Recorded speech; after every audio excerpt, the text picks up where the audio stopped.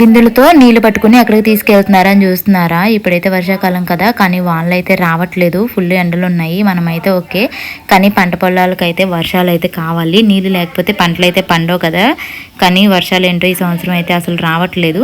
ఇంకా మా ఊరంతా ఒకటైతే డిసైడ్ అయ్యింది, మనల్ని కాపాడేది గ్రామ దేవతే కాబట్టి ఇంకా వానలు పడాలి, మా పంటలు బాగా పండాలమ్మా అని చెప్పేసి అనుకుని గ్రామ దేవతకి అయితే 108 బిందెలతో నీళ్ళైతే అభిషేకం చేస్తాము అని అనుకున్నారు. అందుకని చెప్పి ఈరోజు అయితే వచ్చి ముందు బొడ్రాయి దగ్గర అభిషేకం చేసి అలంకరించి తర్వాత ఇక్కడికైతే అమ్మవారి దగ్గరికి అయితే వచ్చాము.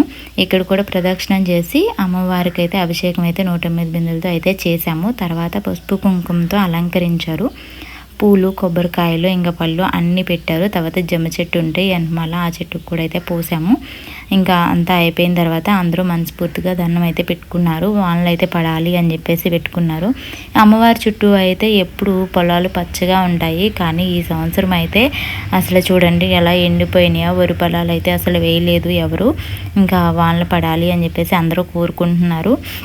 ఇంకా అమ్మవారు అయితే ఇంకా అనుగ్రహించిది అని అనుకుంటున్నాము. ఇదిగోండి చూడండి, ఇది అయిపోయిన తర్వాత తిరుపతి తల్లి గుడికి అయితే వెళ్ళాము. పాలు పొంగళ్ళు అయితే చేసి ఇక్కడ కూడా అయితే ఇంకా పళ్ళు అయితే అన్నీ పెట్టి దండం అయితే పెట్టుకున్నారు. మనస్ఫూర్తిగా వానలు పడాలి, మా పంటలు బాగా పండాలి, మేము చల్లగా ఉండేలా చూడు తల్లి అని చెప్పేసి దండం పెట్టుకున్నారు.